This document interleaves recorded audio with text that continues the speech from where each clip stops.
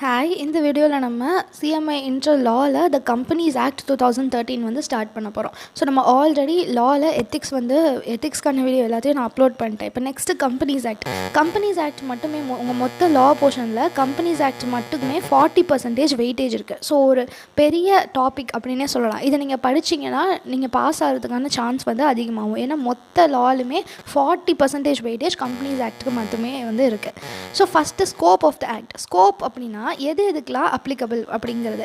So companies act வந்து எதுக்கெலாம் applicable அப்படிங்கிறது தான் நம்ம ஃபஸ்ட்டு தெரிஞ்சுக்கணும். இதெல்லாம் எக்ஸாமில் கேட்பாங்களான்னா கேட்க மாட்டாங்க. ஆனால் இந்த ஆக்ட் எதுக்கெலாம் அப்ளிகபிள்னே தெரியாமல் நீங்கள் இந்த ஆக்ட்டை படித்து என்ன பண்ண போகிறீங்க? So scope of the act வந்து ஃபஸ்ட்டு படித்தா தான் நம்ம ஆக்ட் எதுக்கெலாம் அப்ளை ஆகும்னு தெரியும். ஓகேவா? ஸோ இப்போ இந்த ஆக்ட்டுக்கு கீழே எந்தெந்த கம்பெனிஸ்லாம் ஆரம்பிச்சிருக்காங்களோ அந்த எல்லா கம்பெனிஸ்க்குமே கம்பெனிஸ் ஆக்ட் வந்து அப்ளிகபிள் ஆகும். Okay, companies incorporated under this act. Under this act na இந்த companies act 2013 or under any previous company law. இதுக்கு முன்னாடி companies act இருந்திருக்கும்ல. இப்போ 2013க்கு முன்னாடி ஸ்டார்ட் பண்ண கம்பெனிலாம் கம்பெனி கிடையாதா அப்படின்னா, கம்பெனிஸ் ஆக்ட்க்கு முன்னாடி 2013 கம்பெனிஸ் ஆக்ட்க்கு முன்னாடி வேற ஒரு கம்பெனிஸ் ஆக்ட் இருந்திருக்கும். கம்பெனிஸ் ஆக்ட் 1956 இருந்திருக்கும். அதுக்கு கீழே இன்கார்பரேட் ஆன கம்பெனிஸ்மே வந்து இந்த ஆக்ட் வந்து அப்ளிகபிள் ஆகும். Next insurance companies. ஸோ இதில் எல்லாமே வந்து என்னென்னா insurance company, banking company, electricity company, இது எல்லாத்துக்குமே தனித்தனி லா வந்து இருக்குது. ஸோ இன்சூரன்ஸ் கம்பெனிக்கு இந்த insurance act 1938 and insurance and regulatory and development authority act 1999 அப்படின்ட்டு இருக்குது. ஸோ இன்சூரன்ஸ் கம்பெனிஸ்க்கு அப்ளிகபிள் ஆகும் accept where the provisions of the said act are inconsistent with the provisions of the insurance act. இப்போ companies act வந்து ஒரு model follow பண்ணணும்னு சொல்லுது, ஆனால் insurance act வந்து வேறு ஒரு மாடல் ஃபாலோ பண்ணணும்னு சொல்லுது. அப்போ வந்து எந்த ஆக்ட் நம்ம அப்ளை பண்ணணும் அப்படின்னா இன்சூரன்ஸ் ஆக்ட் தான் அப்ளை பண்ணணும். புரியுதா? ஸோ இது எல்லாத்துக்குமே இப்போ என்னென்னா insurance company, banking company, electricity company, இவங்க எல்லாத்துக்குமே தனியாக ஆக்ட் இருக்குது, ஸ்பெஷல் ஆக்ட் வந்து இருக்குது. ஓகேவா? இப்போ நம்ம கம்பெனிஸ் ஆக்டை ஃபாலோ பண்ணணுமா இல்லை அந்த ஸ்பெஷல் ஆக்டை ஃபாலோ பண்ணணுமா அப்படின்னா ஃபஸ்ட்டு கம்பெனிஸ் ஆக்டை ஃபாலோ பண்ணணும். இப்போ சப்போஸ் கம்பெனிஸ் ஆக்ட் வந்து ஒரு மாதிரி பண்ணணும்னு சொல்லுது, இன்சூரன்ஸ் ஆக்ட் வேறு மாதிரி பண்ணணும்னு சொல்லுது, பேங்கிங் ஆக்ட் வேறு மாதிரி பண்ணணும்னு சொல்லுது, இன்கன்சிஸ்டண்ட்டாக இருக்குது, ரெண்டும் வேறு சொல்லுது அப்படின்னா அந்த ஸ்பெஷல் ஆக்டை தான் நம்ம ஃபாலோ பண்ணணும். புரியுதா? ஜென்ரலாக கம்பெனிஸ் ஆக்டை ஃபாலோ பண்ணணும். சப்போஸ் அந்த ஸ்பெஷல் ஆக்ட் வந்து வேறு ஒரு மாதிரி சொல்லுது அப்படின்னா அந்த ஸ்பெஷல் ஆக்டை ஃபாலோ பண்ணணும். ஓகே, ஈஸியாக தானே இருக்குது. ஜென்ரலாக எப்போதும் கம்பெனிஸ் ஆக்டை தான் ஃபாலோ பண்ணுவோம். சப்போஸ் இன்கன்சிஸ்டண்ட்டாக இருந்தது, கம்பெனிஸ் ஆக்டோட ப்ரொவிஷன் ஒரு மாதிரி சொல்லுது ஆனால் அந்த ஸ்பெஷல் ஆக்டோட ப்ரொவிஷன் வேறு மாதிரி சொல்லுதுன்னா அந்த ஸ்பெஷல் ஆக்டோட ப்ரொவிஷனை தான் நம்ம ஃபாலோ பண்ணணும். அதுதான் இன்சூரன்ஸ் கம்பெனி, பேங்கிங் கம்பெனிஸ், இதே தான் திரும்பி அதே எக்ஸப்ஷன் தான் திரும்பி கொடுத்துருக்காங்க. கம்பெனிஸ் எங்கேஜ் இந்த ஜென்ரேஷன் ஒரு சப்ளை ஆஃப் எலக்ட்ரிசிட்டி, அதான் எலக்ட்ரிசிட்டி கம்பெனி. அப்புறம் any other company governed by any special act for the time being in force. இது மூணும் இல்லாமல் வேறு ஏதாவது ஒரு ஸ்பெஷல் ஆக்ட் வந்து கவர்ன் பண்ணது ஏதாச்சும் ஒரு கம்பெனி அப்படின்னாலும் அதுக்கு கம்பெனிஸ் ஆக்ட் வந்து அப்ளிகபிளாக இருக்கும். Such body corporate which are incorporated by any act for time being force and as the central government may by notification specify in this behalf. வேறு ஏதாவது ஒரு கம்பெனி சென்ட்ரல் கவர்மெண்ட் வந்து இதுக்கு companies act apply ஆகும் அப்படின்னு சொல்லிச்சுனா. So நம்ம companies act எதுக்கெலாம் அப்ளிகபிள்னு பார்த்தோம். எங்கே எழுதுவோமா? கம்பெனிஸ் ஆக்ட் எதுக்கெலாம் applicable? Companies under this act, அப்புறம் இன்சூரன்ஸு, அப்புறம் பேங்க்கு, அப்புறம் எலக்ட்ரிசிட்டி, அதுக்கப்புறம் எனி அதர் ஸ்பெஷல் லாவில் இன்கார்பரேட் ஆன கம்பெனி, அதுக்கப்புறம் சிஜி வந்து நோட்டிஃபிகேஷனில் இந்த கம்பெனிஸ்க்கெலாம் கம்பெனிஸ் ஆக்ட் அப்ளிகபிள் அப்படின்னு சொன்னிச்சுன்னா அந்த கம்பெனிஸ்லாம். அவ்வளோதான் கம்பெனிஸ் ஆக்ட் எதுக்கெலாம் அப்ளிகபிள்ங்கிறது. ஓகேவா? Next definition. ஸோ டெஃபினேஷன் எக்கச்சக்கமாக டெஃபினேஷன்ஸ்லாம் இருக்கும் கம்பெனிஸ்க்கு. ஸோ கம்பெனிஸ்னால் associations of persons joint to earn profit or share the loss, அந்த மாதிரிலாம் டிஃப்ரெண்ட் டெஃபினேஷன்ஸ் வந்து இருக்கும். ஆனால் கம்பெனிஸ் ஆக்ட் எந்த டெஃபினேஷன் கொடுக்குது அப்படிங்கிறத மட்டும் நம்ம படித்தா போதும். ஓகேவா? நீங்கள் வந்து தெரிஞ்சுக்கிறதுக்காக நிறையா நீங்கள் காலேஜில் ஸ்கூல்லலாம் வந்து படிச்சிருப்பீங்க. அசோசியேஷன்ஸ் ஆஃப் பர்சன்ஸ், ஷேரிங் இது undertaking a business to earn profit, அந்த மாதிரிலாம் இருக்கும். ஆனால் நீங்கள் அது அவ்வளோத்தையும் நீங்கள் படிக்கணுன்ட்டு அவசியம் கிடையாது. அதெல்லாம் தெரிஞ்சுட்டா போதும். கம்பெனிஸ் ஆக்ட் வந்து என்ன சொல்லுது அப்படிங்கிறது ரொம்ப சிம்பிளாக தான் சொல்லுது. Companies means company incorporated under this act or under any previous company லா.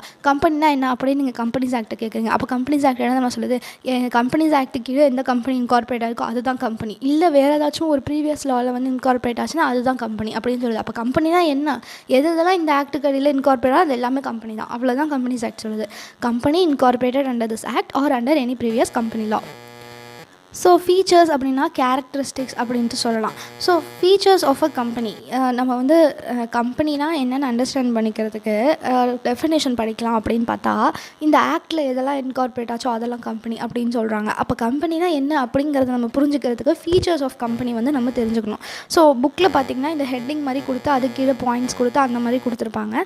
நீங்கள் அதில் இருக்கிறது எல்லாத்தையும் அப்படியே மனப்பாடம் பண்ணணுன்ட்டு அவசியம் கிடையாது. ஹெட்டிங் மட்டும் ஞாபகம் வச்சுட்டு அதில் இருக்கிற பாயிண்ட்ஸ்லாம் நீங்கள் ஓனாக எழுதிக்கலாம். ஸோ ஃபீச்சர்ஸ் ஆஃப் அ கம்பெனியில் ஃபர்ஸ்ட் வந்து செப்பரேட் லீகல் என்டிட்டி. ஸோ ஒரு கம்பெனியை வந்து நம்ம ரெஜிஸ்டர் பண்ணோம் அப்படின்னா அதுக்கு வந்து ஒரு லீகல் பர்சனாலிட்டி கிடச்சிரும். ஹியூமன் பீயிங்க்கு எந்தெந்த ரைட் பவர்ஸ்லாம் இருக்கோ அது எல்லாமே கம்பெனிக்கு வந்து இருந்துரும். அதோட ஓனர்ஷிப், அதோட ஐடென்டிட்டி வந்து அதோட மெம்பர்ஸை விட டிஸ்டிங்க்டாக இருக்கும். இப்போ ஒரு சோல் ப்ரொப்ரைட்டர்ஷிப் ஃபேர்ம் இருக்குதுன்னு வச்சுக்கோங்களேன், அதில் வந்து ஓனரும் ஃபேர்மும் வந்து ஒன்று தான். ஆனால் கம்பெனியில் அப்படி கிடையாது, ஓனர் வேறு, கம்பெனிங்கிறது வேறு.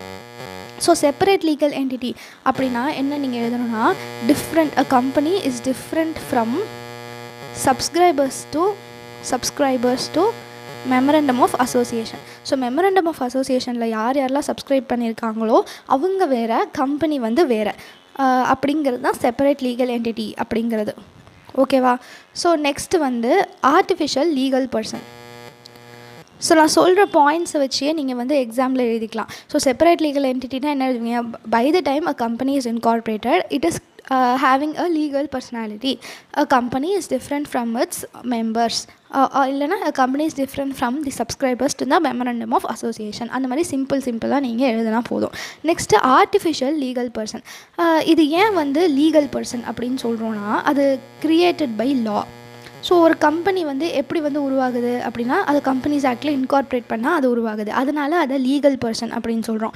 ஏன் அதை ஆர்டிஃபிஷியல் அப்படின்னு சொல்கிறோன்னா, இது வந்து ஒரு ஹியூமன் ஏஜென்சி மூலியமாக தான் அதால் ஆக்ட் பண்ண முடியும். அது நேச்சுரல் பர்சன் மாதிரி ஆக்ட் பண்ண முடியாது. ஸோ அதுக்கு வந்து ஒரு ஹியூமனோட ஏஜென்ட் வந்து தேவை. ஒரு டைரக்டர் மூலியமாக தான் அந்த கம்பெனி வந்து ஆக்ட் பண்ண முடியும். அதனால தான் அது ஆர்டிஃபிஷியல் லீகல் பர்சன் அப்படின்னு சொல்கிறோம். So it is legal because it is created by லா.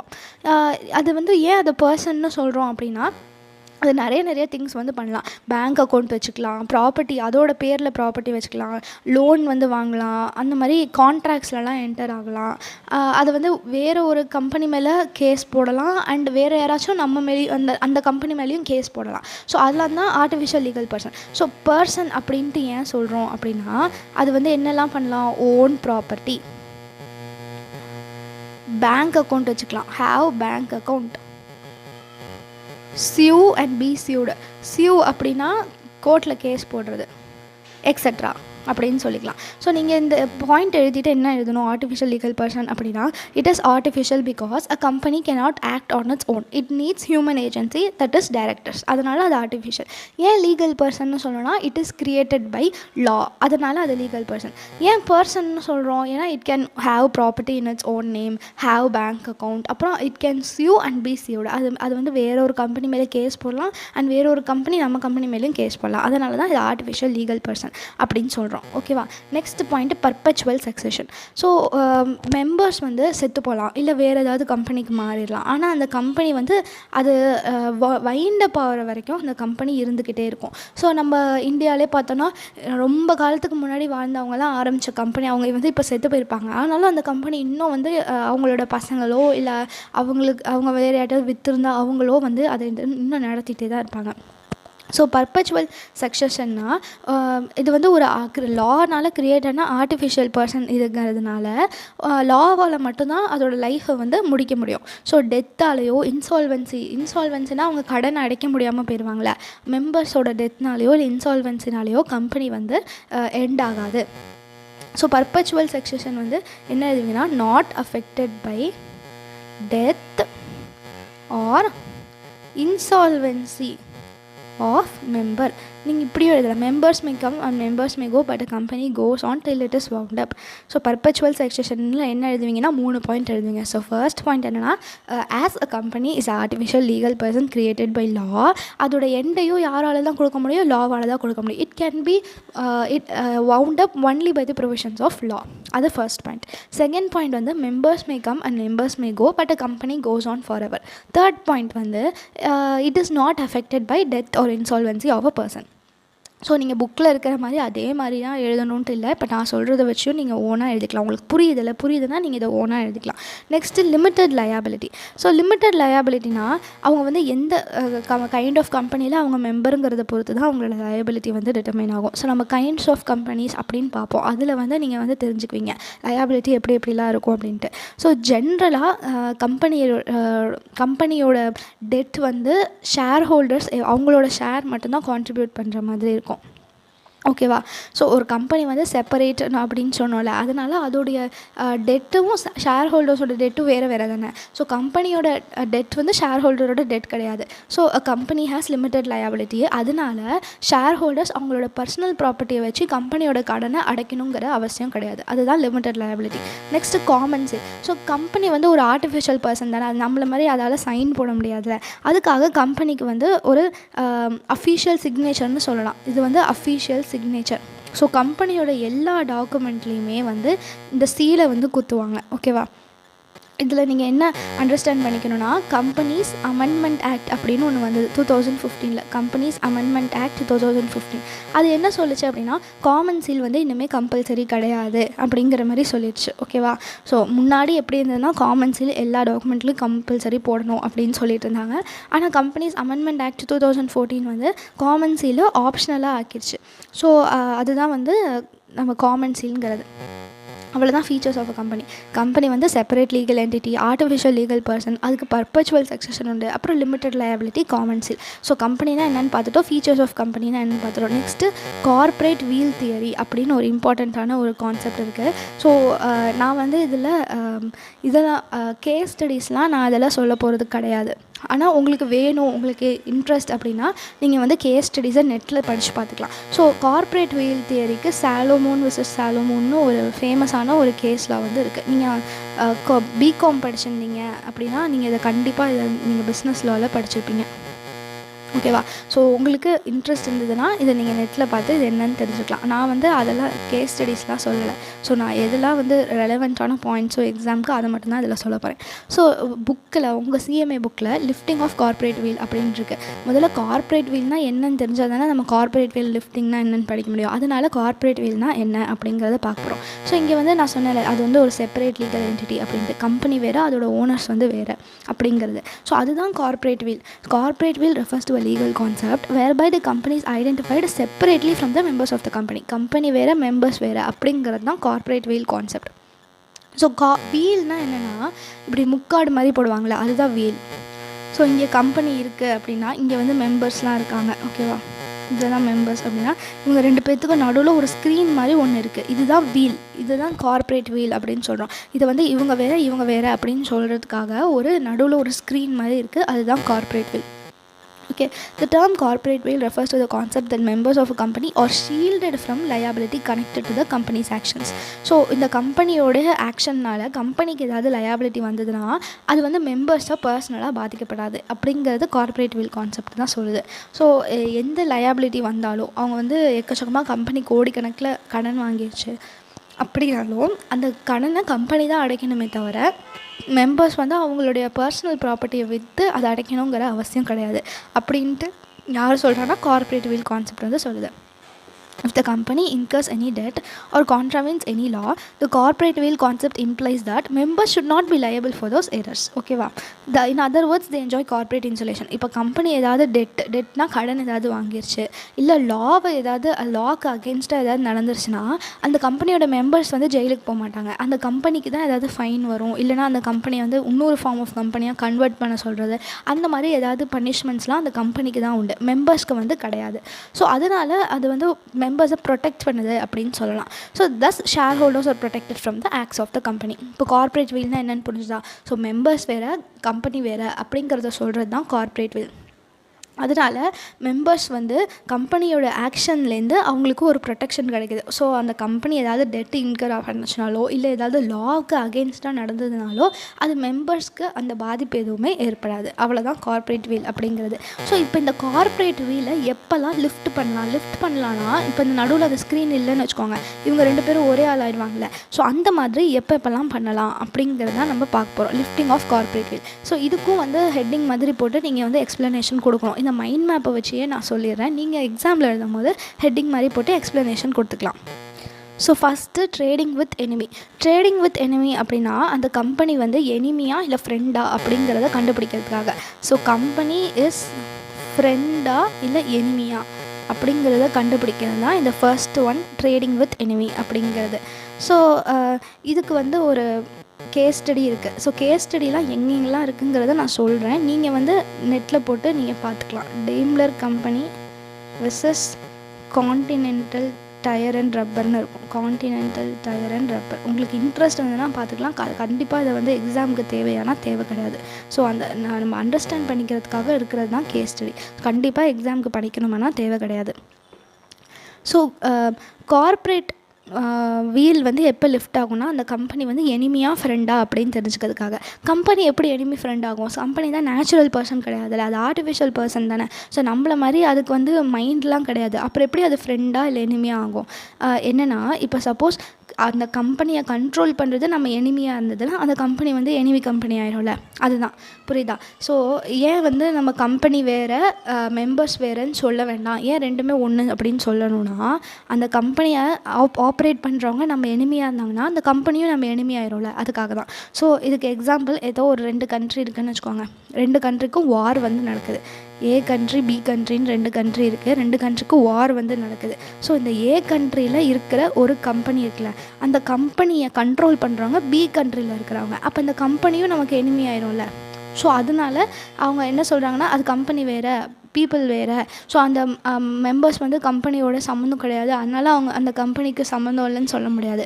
அந்த மெம்பர்ஸ் வந்து எனிமியாக இருக்கிறதுனால நம்ம கம்பெனியும் எனிமி ஆயிடுது அப்படிங்கிறது தான் ட்ரேடிங் வித் எனிமி. ஸோ அந்த கம்பெனி வந்து அதோட கேரக்டரை நம்ம அண்டர்ஸ்டாண்ட் பண்ணிக்கிறதுக்காக கார்ப்பரேட் வீலை லிஃப்ட் பண்ணணும். நெக்ஸ்ட்டு வந்து where corporate entity is used to evade or circumvent tax. இதை என்னன்னு சொல்லலாம்னா ப்ரொடெக்ட் ரெவென்யூ அப்படின்னு சொல்லலாம். ஸோ கம்பெனியை வந்து ஜஸ்ட்டு ஆரம்பித்து டேக்ஸ் வராமல் இருக்கிறதுக்காக கம்பெனியை சும்மா ஆரம்பிக்கிறாங்க. ஓகேவா? ஸோ எக்ஸாம்பிளுக்கு ஒருத்தர் வந்து இருக்காருன்னு வச்சுக்கலாம். அவர் வந்து என்ன பண்ணுறாருன்னா அவருக்கு வந்து எக்கச்சக்கமாக டிவிடெண்ட், இன்ட்ரெஸ்ட் அந்த மாதிரி நிறைய இன்கம்லாம் வருது. அதுக்காக அவர் என்ன பண்ணுறாரு, குட்டி குட்டியாக நிறையா கம்பெனி ஓப்பன் பண்ணுறாரு. சும்மா நிறையா கம்பெனி ஓப்பன் பண்ணிவிட்டு அந்த கம்பெனியில் ஷேர்ஸ்லாம் இவரே வாங்கிக்கிறாரு. இவருக்கு இன்கம் இருக்குல்ல, அந்த இன்கம்மை யூஸ் பண்ணி அந்த கம்பெனியில் ஷேர்ஸ் இதெல்லாம் வாங்கிட்டு அந்த டிவிடெண்டும் இவரே எடுத்துக்குவார். அந்த டிவிடெண்டும் அவரே எடுத்துக்கிட்டு அவர் இப்போ என்ன பண்ணுறாரு, அவரோட இன்கம்மை போட்டு அவரோட ஷேர்ஸை அவரே வாங்கிட்டு அந்த ஷேர்ஸ் மூலிமா வந்த டிவிடெண்டே அவரே வந்து எடுத்துக்கிறாரு. அப்புறம் இந்த இன்கம் வந்து திரும்பி அவருக்கே லோன் மாதிரி ட்ரான்ஸ்ஃபர் பண்ணிக்கிறாரு. புரியுதா? அவருக்கு நிறையா இன்கம் வந்து வருது, டிவிடெண்ட், இன்ட்ரெஸ்ட் அந்த மாதிரி அவருக்கு ஹியூஜ் இன்கம் வந்து அவர் சம்பாதிக்கிறாரு. அதனால் நிறையா சின்ன சின்ன கம்பெனிஸாக ஓப்பன் பண்ணி அந்த இவரோட இன்கம் இருக்குல்ல, அந்த இன்கம் மூலியமாக அந்த கம்பெனியோட ஷேர்ஸையே வந்து அவர் வாங்கிக்கிறாரு. அப்புறம் இந்த இன்கமும் திரும்பி அவருக்கு லோன் மாதிரி அவருக்கே தானே வரப்போகுது. ஸோ இந்த மாதிரி பண்ணுறது ஏன் அப்படின்னா டேக்ஸ் எல்லாம் அவாய்ட் பண்ணுறதுக்காக. இந்த மாதிரி இருக்கிற சுச்சுவேஷன்ஸில் நம்ம கார்ப்பரேட் வேல லிஃப்ட் பண்ணணும். ஓகேவா? Next where companies form other companies as their subsidiaries to act as agent. So ஒரு கம்பெனி இன்னொரு கம்பெனியை ஏஜெண்ட்டாக இருக்கிறதுக்காக ஃபார்ம் பண்ணுது. ஸோ இதுக்கு என்ன எக்ஸாம்பிள்னால் ஒரு கம்பெனி வந்து இருக்குது, அது வந்து இன்னொரு கம்பெனியோடைய ஏஜெண்ட் மட்டும்தான், அதுக்கு வந்து வேறு எதுவுமே கிடையாது. ஸோ இங்கே வந்து ஒரு பெரிய கம்பெனி இருக்குதுன்னு வச்சுக்கோங்க. அந்த கம்பெனி ஒரு ஸ்மால் கம்பெனியை ஃபார்ம் பண்ணுது. இந்த ஸ்மால் கம்பெனி தனியாக எந்த ஒரு ஆக்டிவிட்டியுமே வந்து பண்ணாது. இந்த பெரிய கம்பெனி இருக்குல்ல, அந்த பெரிய கம்பெனியோட ஏஜெண்ட் மட்டும்தான் இது. ஸோ இப்போ வந்து நம்ம என்ன சொல்லணும்னா கம்பெனி வேறு, பீப்புள் வந்து வேறு அப்படிங்கிற மாதிரி சொல்லணும். இப்போ ஒரு கம்பெனி இருக்குது, அந்த கம்பெனிக்கு வந்து ஒரு லைசன்ஸ் வந்து தேவை. ஒரு டிரான்ஸ்போர்ட்டேஷன் கம்பெனிக்கு லைசன்ஸ் வந்து தேவை. ஆனால் அது வந்து அதோட வெஹிக்கிள்ஸ்க்குலாம் லைசன்ஸ் தேவையில்ல. ஆனால் அதோட ஓன் நேமில் அது அப்ளை பண்ணுச்சுன்னா அதுக்கு லைசன்ஸ் கிடைக்காது. அதனால் அது என்ன பண்ணுதுன்னா சும்மா ஃபேக்காக ஒரு சப்சிடரி கம்பெனியை ஃபார்ம் பண்ணி இந்த ஸ்மால் கம்பெனியோட பேரில் லைசன்ஸ்க்கு வந்து அப்ளை பண்ணுது. அந்த லைசன்ஸை இவங்க வெஹிக்கிள்காக யூஸ் பண்ணிக்கிறாங்க. ஸோ இந்த மாதிரி இந்த ஸ்மால் கம்பெனியோட ரீசன் வந்து அது தனியாக பிஸ்னஸ் பண்ணுறதுக்கான ரீசனே கிடையாது. அது சும்மா இன்னொரு கம்பெனிக்கு ஏஜெண்ட்டாக மட்டும்தான் இருக்குது. ஸோ இந்த மாதிரி சுச்சுவேஷனில் நம்ம கார்ப்பரேட் வீலை வந்து லிஃப்ட் பண்ணணும். Next to avoid a legal application. So company வந்து ஏன் வந்து ஃபார்ம் ஆகுது அப்படின்னா ஜஸ்ட்டு நம்ம வந்து அதை ஒரு லீகலாக லா வந்து இந்த மாதிரி பண்ணணும்னு சொல்லுது. அதை நம்ம பண்ணாமல் இருக்கிறதுக்காக சும்மா ஒரு கம்பெனியை ஃபார்ம் பண்ணுறாங்க அப்படிங்கிறது. இதுக்கு வந்து ஒரு கேஸ் ஸ்டடி வந்து இருக்குது. ரப்பர் லிமிடெட் அப்படின்னு ஒன்று இருக்குது. Workman of rubber industries limited versus associated rubber industries limited அப்படின்ட்டு. ஸோ பீப்புளுக்கு போனஸ் கொடுக்குற ஒர்க்மேனுக்கு போனஸ் கொடுக்குறத அவாய்ட் பண்ணுறதுக்காக அவங்க ஜஸ்ட் கம்பெனியை ஃபார்ம் பண்ணாங்க. ஸோ இந்த ரப்பர் இண்டஸ்ட்ரீஸ் அந்த எக்ஸாம்பிள் வந்து நான் என்னன்னு சொல்கிறேன், ஒரு நிமிஷம் இருங்க. ஸோ டு அவாய்ட் லீகல் ஆப்ளிகேஷனுக்கு ஒரு கேஸ் ஸ்டடி வந்து இருக்குது. அது பேர் என்னன்னா workmen of Associated Rubber Industry versus associated Rubber Industry Limited. Associated Rubber Industry. So இது வந்து என்னென்னா ஏ லிமிடெட் அப்படின்ட்டு ஒரு கம்பெனி இருக்குது, பி லிமிடெட் அப்படின்னு ஒரு கம்பெனி இருக்குது. ஏ லிமிடெட் என்ன பண்ணுதுன்னா பி லிமிட்டடோட ஷேர்ஸை வந்து வாங்குது. எவ்வளோக்கு அப்படின்னா 4,50,000 ருபீஸ் 4.5 lakh. ஏ லிமிட்டட்னு ஒரு கம்பெனி பி லிமிட்டடோட ஷேர்ஸை 4,50,000 வாங்குது. இப்போ இவங்க பி லிமிட்டட் வந்து ஏ லிமிட்டடுக்கு என்ன கொடுப்பாங்க, டிவிடெண்ட் கொடுப்பாங்கள்ல. இந்த டிவிடெண்ட்டை வந்து ஏ லிமிட்டடோட பிஎல்ல ப்ராஃபிட் அண்ட் லாஸ் அக்கௌண்ட்டில் இன்கமில் வந்து காமிச்சிக்குமா, இங்கே டிவிடெண்ட்னு போட்டு இன்கம்னு காமிச்சிக்குமா. இப்போ இன்கம் வந்தால் என்ன பண்ணணும்னா ஒர்க்மெனுக்கு போனஸ் வந்து கொடுக்கணும். புரியுதா? இந்த போனஸ் கொடுக்காமல் இருக்கிறதுக்கு அவாய்ட் பண்ணுறதுக்காக ஏ லிமிடெட் வந்து என்ன பண்ணுதுன்னா சி லிமிட்டட்னு ஒரு சப்சிடரி கம்பெனியை ஃபார்ம் பண்ணுது. இதோட மொத்த 100% ஹோல்டிங்குமே ஏ லிமிடெட் தான் இருக்குது. இப்போ இது பண்ணிவிட்டு இந்த ஷேர்ஸ் எல்லாத்தையும் சி லிமிட்டட்க்கு ஃபார்ம் பண்ணிடுது. இப்போ பிஎன்எல் ஏ லிமிட்டோட பிஎன்எல்ல டிவிடெண்ட் வந்து இருக்காது, ப்ராஃபிட் வந்து கம்மியாக இருக்கும். ப்ராஃபிட் கம்மியாக இருந்ததுன்னா போனஸ் கொடுக்கணுன்ட்டு அவசியம் இல்லை. புரியுதா? ஸோ ஏ லிமிட்டட்னு ஒரு கம்பெனி பி லிமிட்டடில் ஷேர்ஸ் வந்து வாங்குது. அதனால் பி லிமிட்டட் டிவிடெண்ட் கொடுக்கும். டிவிடெண்ட்டை வந்து ஏ லிமிட்டட் வந்து அதோட ப்ராஃபிட் அண்ட் லாஸ் அக்கௌண்ட்டில் இன்கம்னு காமிச்சிக்கும். ஸோ அப்போ வந்து அதோட ப்ராஃபிட் அதிகமாச்சுன்னா போனஸ் வந்து கொடுக்கணும் ஒர்க்மேனுக்கு. அது போனஸ் கொடுக்காமல் இருக்கிறதுக்காக சி லிமிட்டட்னு சும்மா ஒரு சப்சிடரி கம்பெனியை ஃபார்ம் பண்ணி இதோட ஷேர்ஸ் எல்லாத்தையும் சி லிமிட்டட் ட்ரான்ஸ்ஃபர் பண்ணிச்சு.